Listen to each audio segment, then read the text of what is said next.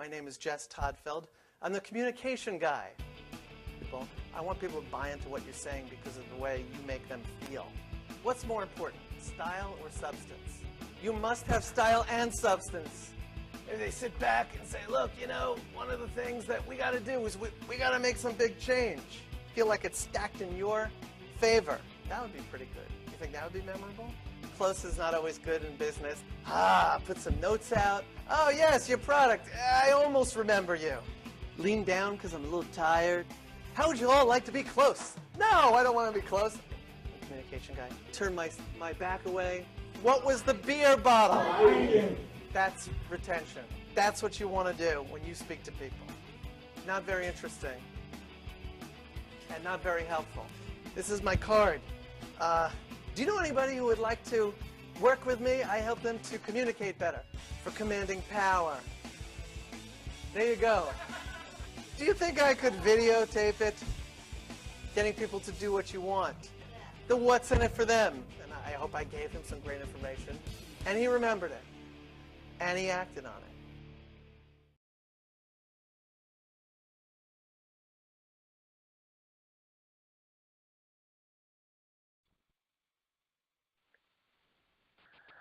My name is Horace, and I'm the Mindset Expert. Today we are joined by Jess Todtfeld. She is the founder and CEO of Success in Media, which is one of the leading communication and media training authorities in the U.S. Jess himself has been seen on ABC, NBC, Fox News, MTV, Fox Business, CNN, The Daily Show, and CNBC. Jess is also a television producer for ABC, NBC, News Talk Television, Fox, and many, many more. Jess was actually on the founding team that launched the show The O'Reilly Factor with Bill O'Reilly. With more than 15 years of experience, Jess has helped many CEOs, business executives, spokespeople, and authors. Some of Jess's clients include United Nations, IBM, JP Morgan, AARP, USA Today, Land Rover USA, The North Face, American Express, Welch's, and many, many others. An interesting fact about Jess is he's actually in the Guinness World Record holder for media publicity, where he actually was a guest on 112 different radio stations doing interviews in a 24-hour span, all lasting 5 minutes or longer. Did I mention he's a best-selling author? Jess, thank you for joining us today. Thanks for having me, Eris. So can you tell us a little bit about Success in Media?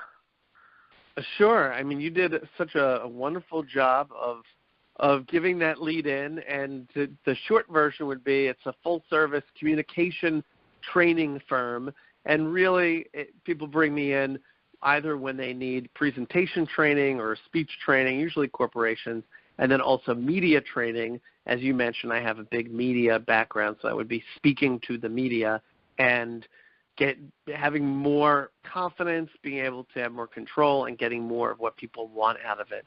So it's a whole lot of fun, and I help to change people's mindsets, bring it full circle to your title there. Fantastic. And then in your lucrative career, you've had many hats. You've been a producer, you've been an on-air reporter, you've even been a stand-up comedian. So when did you really decide to become an entrepreneur? It was one of those things that I think was always in me and showed signs early on, and I just didn't realize it because the model before me was to go get a regular job, and there's nothing the matter with having a regular job, and I almost said steady job because that's obviously not always the case.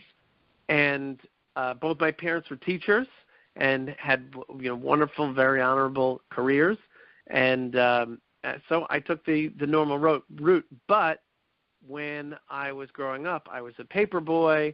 I had a T-shirt business, and I sold T-shirts to other kids and printed them up in my home and did all sorts of crazy jobs and shoveled snow, mowed lawns. So it was one of those things that you just realize one day that that's what you should be doing.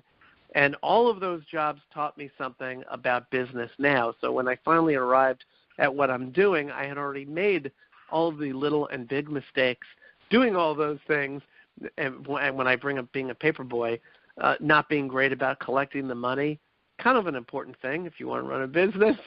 I don't know. I didn't like going out every week. So I did every few weeks, and maybe the people didn't like it so much, or they'd get upset at the 12-year-old version of me.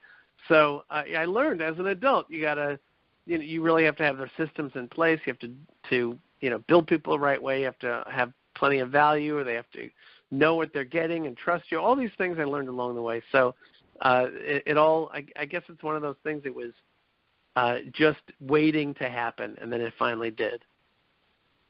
Well, we're glad it happened. And then you're an expert in communication with your long career. You've done so much.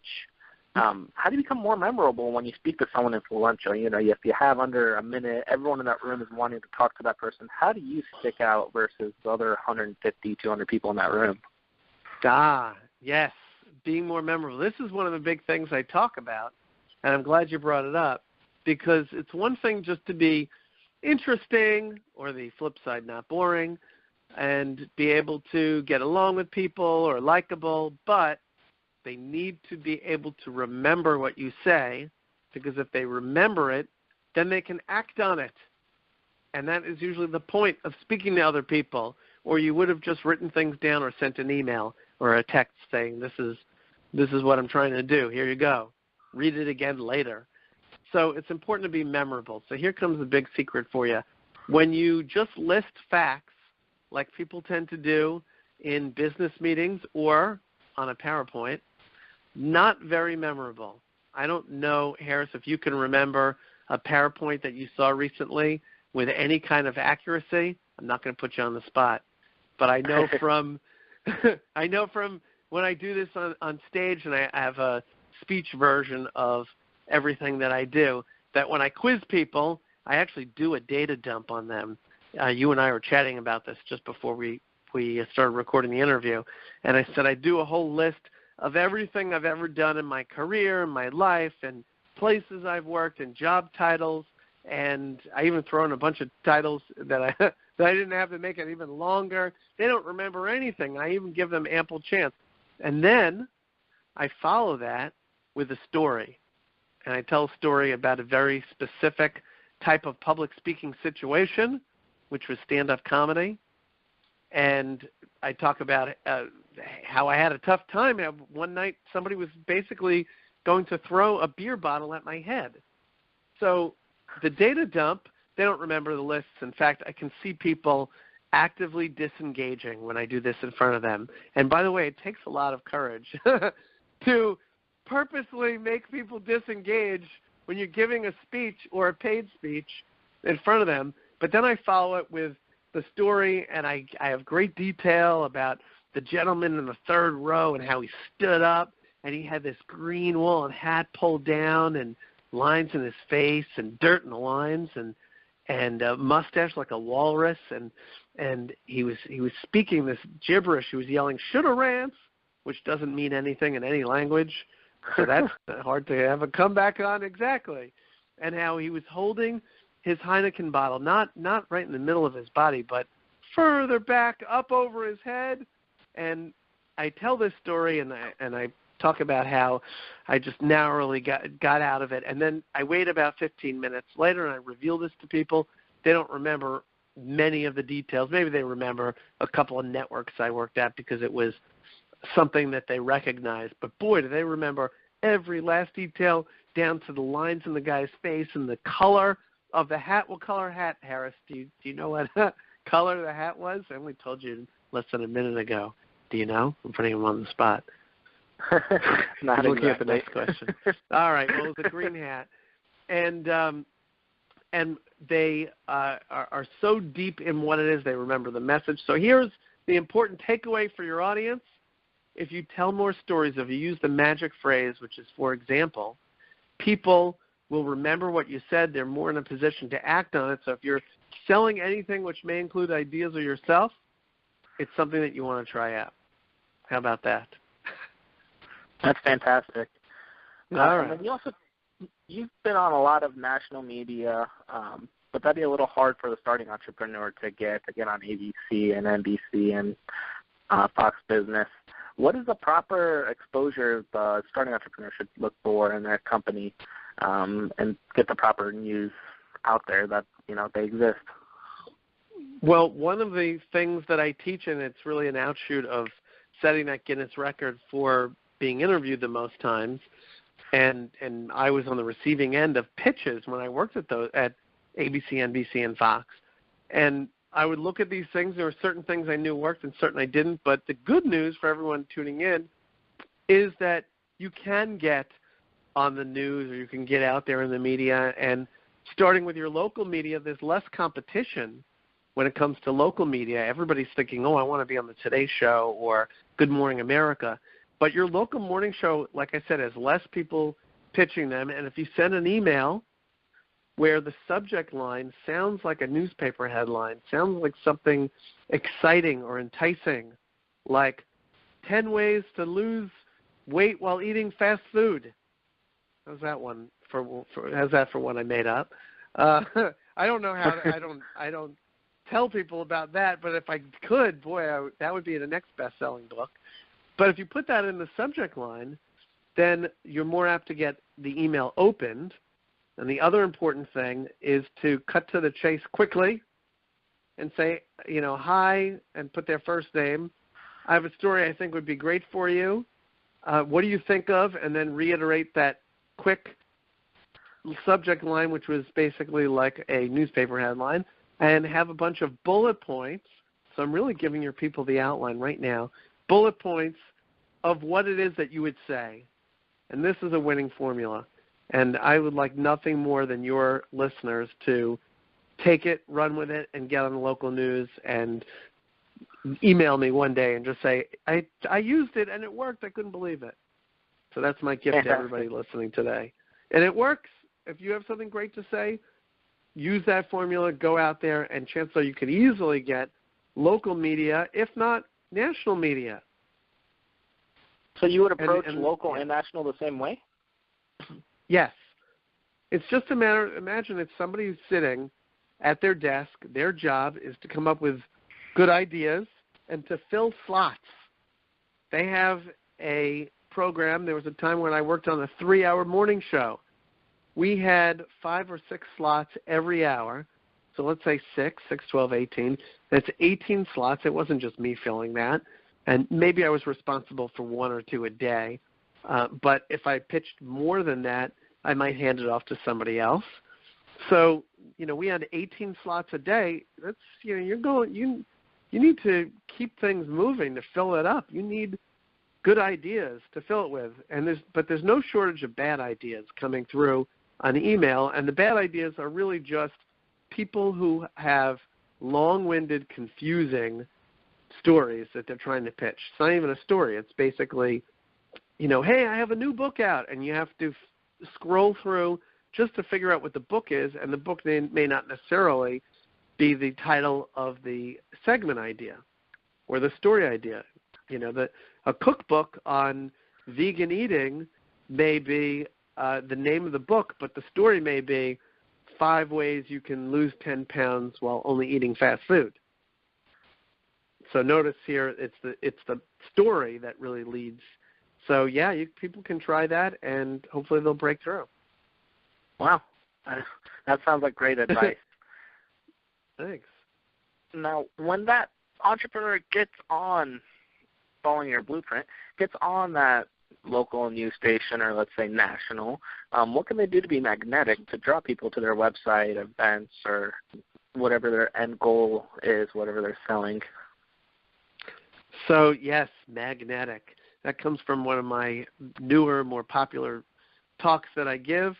And, well, one thing, we mentioned it earlier, is to be memorable. One way to be memorable, tell more stories. Use the magic phrase, for example, because it leads you into stories and those examples. But the other thing is to not lose sight of the fact that you should always be giving value. Hopefully, I've been practicing what I preach so far, 5 or so minutes into our conversation today, and have been giving value to people who are listening. And now I just do that naturally. But, I had to make sure that I knew to give and give and give, and ideally people who listen to all of you speak say, holy cow, if that's what they are willing to give away when, I'm not even working with them, how much more must they actually have? And ideally, you do have plenty more to give, and the customized version would be. So giving unbelievable value is yet another way to be magnetic. I have in my talk, I say, be a human being. So, we get so wrapped up in marketing and what you should be saying and how your emails should be. Look things over to see if you sound like a human being in your marketing, or if you have moments during your day to be a human being. Even just helping someone or forwarding an email to someone.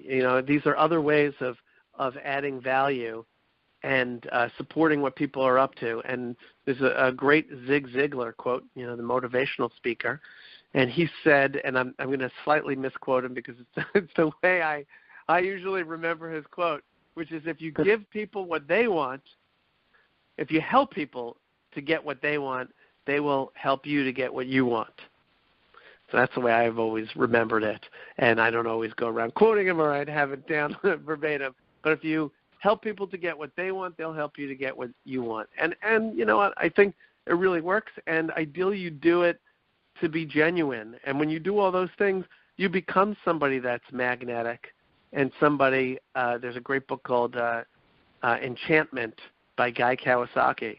So it's kind of the modern-day version, I like to think, modern-day version of how to win friends and influence people. So add that to the reading list there if you want more ways to be magnetic and draw people to you. Just trying to add some extra value. So the starting entrepreneur follows that blueprint you just gave us with incredible value. They follow it to the T. They get on that local, let's say, news station. They become magnetic. Is there a certain type of PR that they should be going after that first initial appearance? Magazines, newspapers, stay on TV, radio stations. Is there a certain one that they should focus on, or try to go across the board and get as many as they possibly can? Well, I'm going to tell you something, Harris, that took me years to finally figure out and really include in how I think when I run my business. You ready for this one? Very ready. He's ready. Okay, so it is realizing your target market. It's realizing, and a lot of entrepreneurs starting out will say, but everybody could use my help.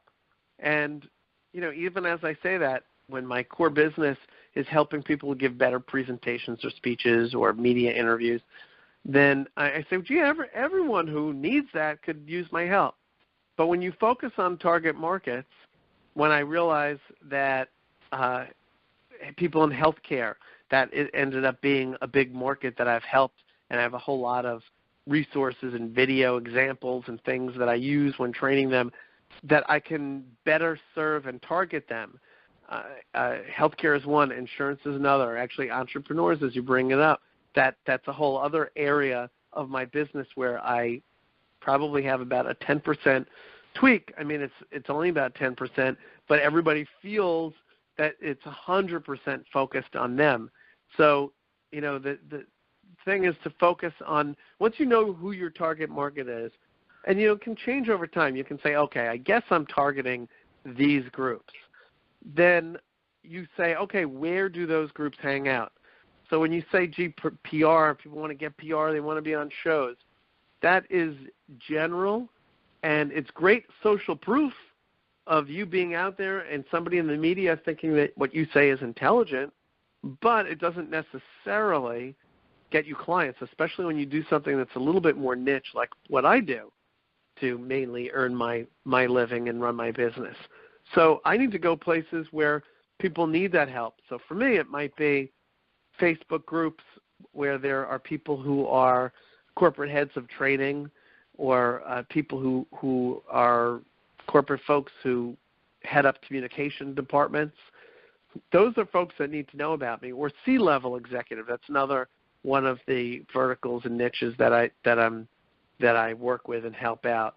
So if there's a conference, say, where I can get up and give a talk in front of a group of C-level executives, that is really worthwhile to me, and possibly even more worthwhile than me appearing on cable news, partly because appearing on cable news lots of times, but the other reason is because I might just be sounding off, thinking about an interview I did not too long ago when Charlie Sheen was winning, if you remember that, when he was kind of having his meltdown.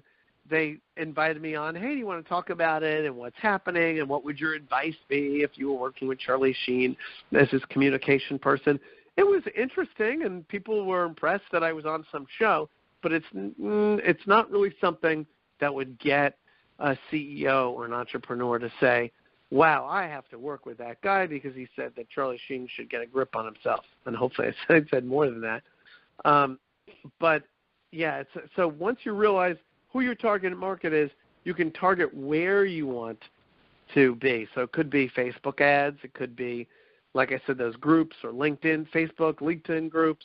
And you can go and do a traditional interview. This is how I bring it full circle, and bring up those groups so that when you do reach out to them, they see you in an interview mentioning how you work and help those groups and how you get real specific on how you help those folks.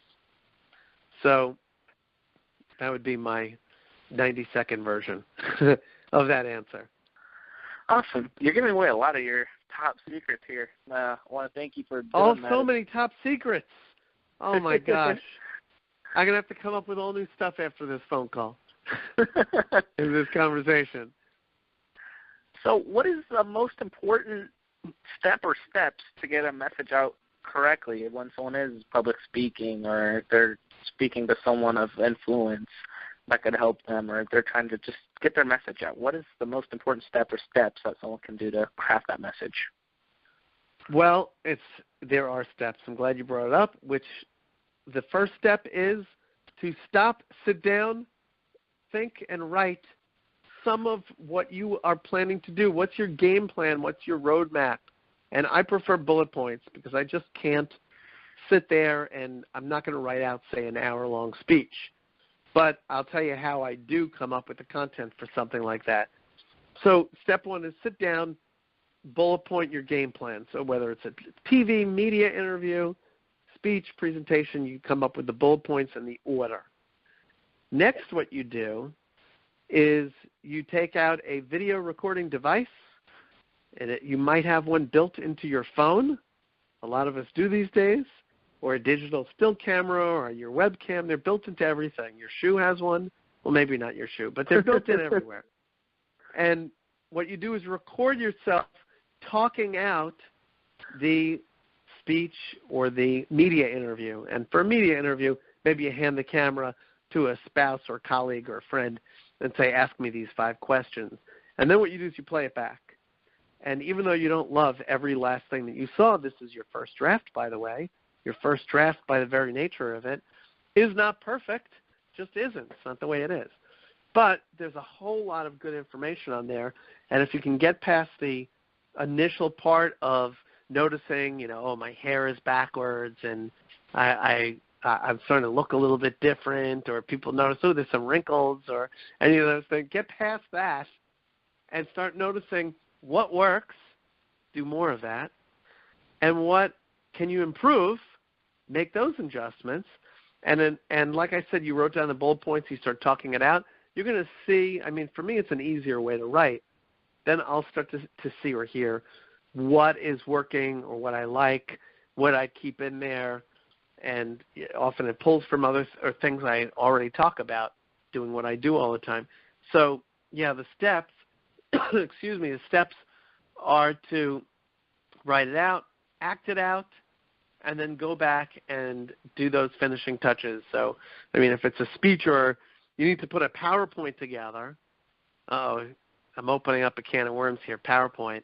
I'll try to briefly say that you don't want to put all of your notes on the screen where everyone can see them, and then you read to them the whole time. Oh, that would be terribly, terribly boring. Don't do that. Don't be that person. So what you do want to do is you want them to notice you and be excited about you. So you would make a bullet-pointed list as you refine it and put it on the floor somewhere, maybe in 22-point size, so it's nice and big. And now you have, as musicians call it, a set list that you can peek at And then on the PowerPoint, you want to only put what is necessary there or things that support what it is that you're saying. And then in between, actually, what I do and what I teach is to have a blank slide, either a completely blank or black slide, or even just a background with nothing on it. And I will click next after some words or a picture is up there, and then there's nothing. Everybody's eyes focus on the speaker. So if it's me speaking, boom, I can see that I have full attention of everybody. I'm not splitting their attention. They're going to pay closer attention to what I'm up to and have a better chance of remembering it and acting on it. And then when I want them to look at the screen, I'll click next, and there's something up on the screen. But don't use it as a teleprompter. So, yeah, those are some of the steps that people can run with. So you mentioned write it down and act it out. Is there a difference between writing it down and acting it out, and then writing it down and videotaping yourself, actual video footage of yourself doing it? Yeah, well, so I'm saying act it out with video, but there is a difference if you don't use video. And the problem without using video, the old days they would say stand in front of a mirror.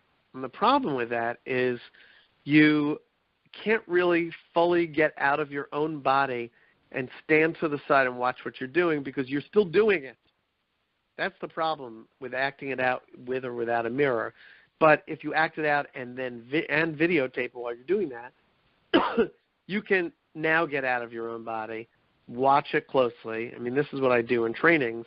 I watch it with clients, and there's some fantastic moments, and I pause it, and I look over at them, and they'll realize, oh, that was pretty good, and it was better than I thought, the way it felt. It was much better. And then the opposite, sometimes I pause it when they did something or said something, usually for a media interview, that they probably shouldn't say. I'll pause it, and then I'll just look at them, and they'll hold their hand over their eyes and just say, yeah, I'm not going to say that in the next one. And I'll say, great, let's keep it going. Let's hit play again. So they realize it. They get that. And it's different than you're just speaking and trying to analyze yourself while you're speaking. That's too hard of a task to do really well. So, yeah, definitely like I said, video recorders are built into everything. We're really lucky that they're accessible and you don't have to go hunting around for the wires and the charger and all those things. I mean, old style right. Video cameras. And you certainly can use those, but that seems to be a thing that slows people down. So, yeah, it's a great way to get out of your own body, have all that extra important data, and if you practice it once, that's like your first draft. If you play it back and you're analyzing, that kind of becomes your second draft. And even if you get up and do it one more time after that, you're already on your third draft, as opposed to that feeling that a lot of people relate to, which is they go and they do a speech, give a speech or do an interview, and as soon as it's over, they go, wow, okay, I made it past that. Gee, if I were to do it again, oh, man, I would do a bunch of things differently. Or, oh, man, I should have said this. Well, that's because they did their first draft. So, video camera. Video camera. Sounds great. So earlier you mentioned being a human being, sounding like a human being. So you answered part of this question earlier, so I'm going to go back to it. What is the secret to not sounding like a sales pitch when communicating to an investor, let's say? And that's just in person. There's no copy needing to be written for marketing or anything like that. What is the secret sauce, so to say? Not sounding like a sales pitch. Thank you for asking that question of me, Harris. Hi, my name is Jess Todtfeld. I'm here to answer this question. That's me sounding like a sales pitch all of a sudden. That is being scripted. I mean, I'm just being cute with you right now. But you can write out a game plan or a script, and what you want to do is, without obviously coming up with content off the script, you want to add in human moments. And if it's appropriate to be cute like I just did or have some fun, people appreciate that as long as they're getting value. That's another way not to sound like a sales pitch. And to look for all those moments to weave in and out instead of just staying with that script. I'm thinking now of telemarketers who call, they have scripts in front of them. and some of them really do sound like robots. In fact, when I remember at one point when I was growing up, I mean, I guess the telemarketing calls didn't really start becoming bigger until I was in college, but I remember my mother saying to picking up the phone, being silent, because there's that silence, and they go into a whole routine, and they don't even let you talk. And then they finally said something, and then my mother, who knew it was a telemarketer, said, "Oh, you're a real person. Oh, I thought you were a robot." And then the person kind of half laughed, but she was saying it actually to be helpful to them, to say, "Hey, person, you sound like a robot." And then she'd say something quickly and try to be done with the call. And, I think about that often, and I think that was a helpful and influential thing for what it is, one of the many things toward what it is that I do now. And people will stick with that script and not paying attention to what the other person is saying and doing. And I don't have percentages in front of me right now for what I'm going to say, but a good percentage of the time should be listening. That really should be a good percentage of the time. Finding out, the beginning of a sales conversation, if we're talking about sales conversation, that's another type of presentation that I help people with, is asking questions and listening, being a good listener, and then incorporating what it is that they said in the answers that you wanted to give already. So that person really realizes, wow, they took the time to listen to me, they understand where I'm coming from, and they're now tying it into how they might help me.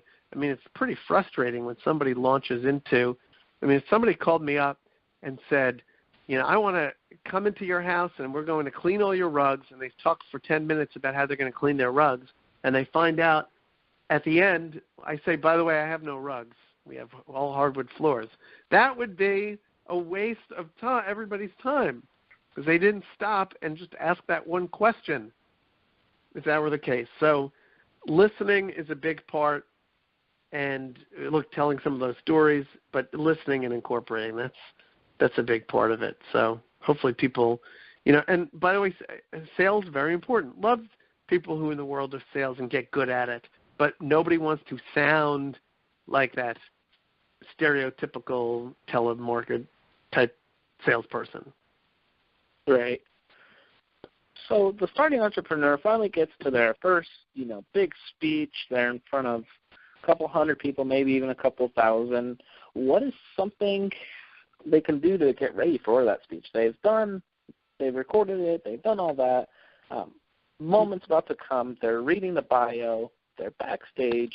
They're starting to get a little nervous. Is there a piece of advice you can give them for that moment?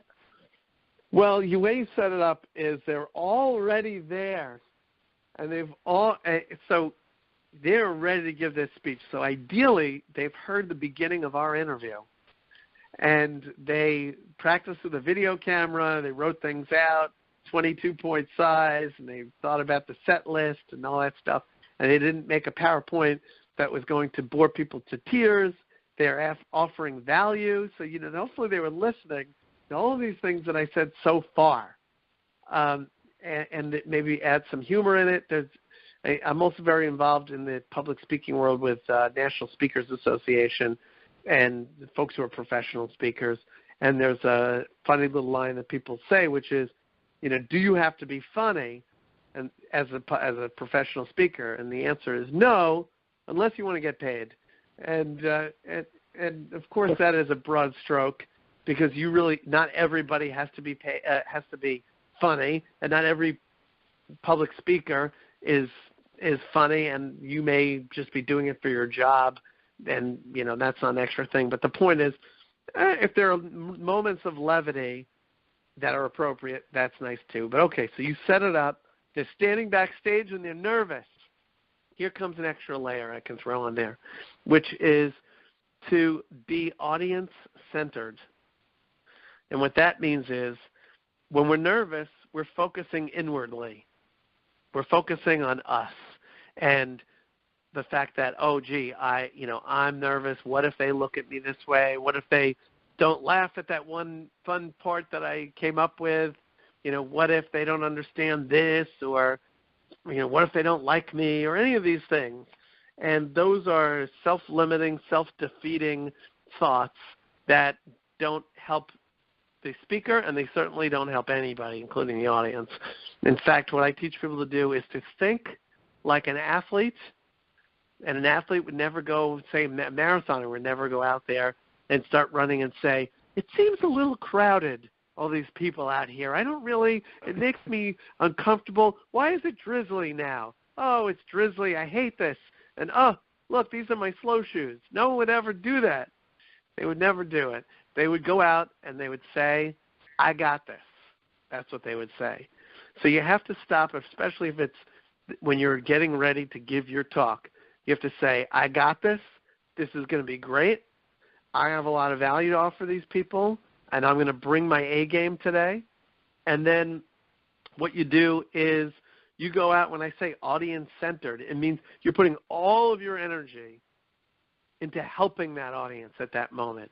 So what happens is you thinking inwardly about all those nervous things dissipates, and you're just completely focused on making it great for them. So just even doing that during an actual speech or presentation or one of these things will alleviate a whole heck of a lot, if not all, of the nervousness that people often have. How about that? That's awesome. So my next question, kind of back to your bio where you've been on ABC, NBC, Fox News, CNN, so on and so forth. You've been on a lot of national stages. You've basically done it all. With someone and being an entrepreneur would say you've reached the pinnacle or the ultimate success. What today drives you as an entrepreneur then? Well, it's funny as you say, you've reached the pinnacle. I don't know if there's any entrepreneur or business person who probably feels like, that's it, put a fork in me. I mean, I'm sure some have, and then they, retire and, that's it, move on to something else. But I think it's about setting goals, going after goals. For me, running my business is a fun game for me. It's I'm leading with helping people, but the business part of it, of what if I do this? What would happen then? What if I gave a speech in front of this organization and said these things? Would that, help me grow my business? And then a bunch of people come up and say, you have to speak at our organization. And I'm like, okay, well, I guess that works. So, for me, it's in keeping it fresh. It's doing something that you have fun doing. Tim Ferriss wrote the book, The 4-Hour Workweek, which is a good book for entrepreneurs to go and read, and other folks really. But, for him, part of how he arrives at that 4 hours is a lot of what he does during the day is not work to him. And he's also found a lot of time hacks to be able to, not spend the whole day sitting around answering email and doing all those things that we get, locked into doing, that I certainly do too. But what drives me is the fun of it. And hey, I get to travel around to places I've never been and to see things that I haven't, to get up on stage and meet every single person at a conference all at once, which to me is the highest form of networking. I can walk around the convention floor and try to meet some people and shake hands, but if I get to speak for an hour in front of every last person, I mean, that's amazing to me. So it's really making sure, for me, it's finding ways to be inspired and inspire other people, and in that is the fun part, having fun. So, in fact, I might as well bring up my personal mission statement. You want to hear it, Harris? My personal mission statement? Please do. All right. I've boiled it down after a few years of tightening into 3 words, which is teach, entertain, and inspire. And anything that I'm doing that matches those is probably something I should do. So hopefully I've done some of that today in speaking here. And there's a flip side to it. to teach, entertain, and inspire, which is I should always be learning from the people that I encounter and be looking at what they're doing and taking something in. Entertain always, so it's not just me entertaining, it's finding the joy and being entertained and the fun that I get from the other people that I interact with. And then inspire, not just me inspiring, but being inspired by, the other people that I come in contact with. And even seeing, look, you, Harris, for the stuff that you sent me to prep for your interview and seeing how you work, I'm very interested in, and I'm learning a different way. I got to see how you do your thing, and I'm inspired that you go out there, you do these, that you see it through to the end. I try to see all those pieces in everything that I do. So I will tell you early before we hit the end of the interview that I appreciate you having me on today. Well, we love having you. You've definitely done all three of those things today. You've definitely entertained and inspired me, for sure. I appreciate it. So what is the best piece of advice you would have for the starting entrepreneur? Or not even the starting entrepreneur, just any entrepreneur. Yeah. Well, I would say to realize that it's a journey, to educate yourself at every turn, whether it's people that you come in contact with or the answers that are in books. All the answers are out there, and just know you'll get better over time. I remember some of the early books and audios I listened to were from Brian Tracy, and he has great ones on sales and marketing. And, listen to those and ask yourself the tough questions and join a mastermind group where you have other folks who are in a similar position, and you can brainstorm with each other and see if you're on track. And like I said, add that value for people and help as many people as you can, and keep track of it. Follow up. Get a CRM, or client relationship management system, that they're pretty cheap these days, and keep track of who you've been talking to and what was said, and try to do things for no reason to help them during the year, and for good reason to help them during the year, certainly people you want to work with more. And if you do those things, you're really well on your way. I mean, it took me years to figure out a lot of those. Sounds kind of silly maybe, unless some of those are brand new to people. But it sounds, silly to realize that it took me, years to figure out. I mean, look, I bring up that CRM system, which Salesforce makes one. I'm sure you could use Evernote. I use something called Trello.com, which is not necessarily designed for that. But for years I used Salesforce, and as long as you're keeping track of people and what was said, and you put them on follow-up in a way that it won't get lost, that you're not just putting it on your Google Calendar and then you miss that day that talking to them and it just goes away and you forget.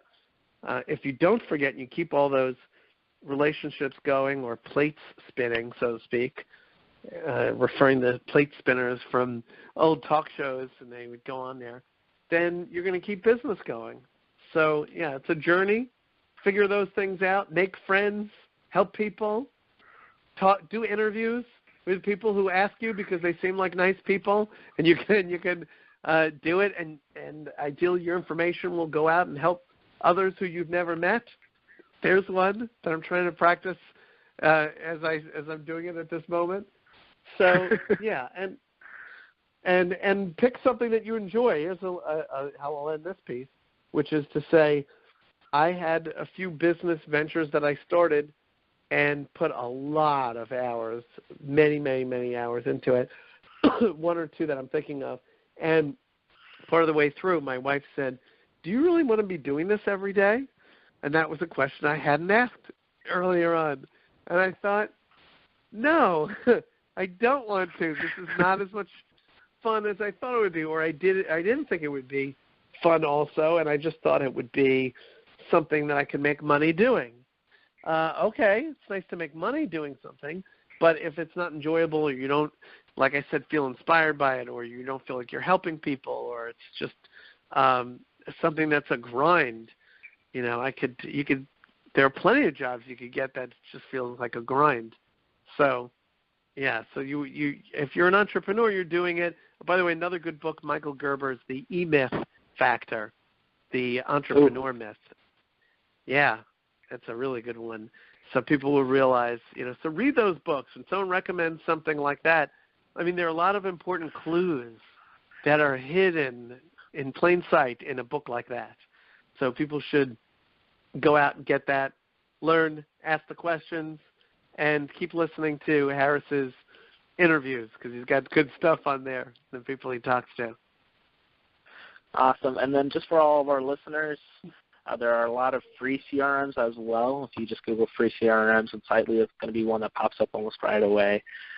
They're fantastic. I've used them before. And then I wanted to thank Jess for joining us today, giving us a lot of great information. Thank you, Jess, for all contributing your time and all of your wisdom upon us. I appreciate it.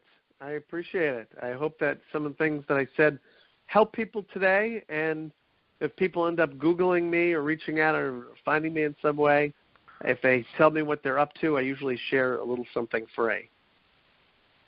Fantastic. And if you are wanting to connect with Jess, you can go to his website, successinmedia.com. And is there anything else you'd like to mention, Jess? I think that you covered it, and we got to do a nice interview, give good information for people, and I think that's all good. All right. Well, thank you for joining us, Jess, and everyone else have a great rest of your day. Thank you.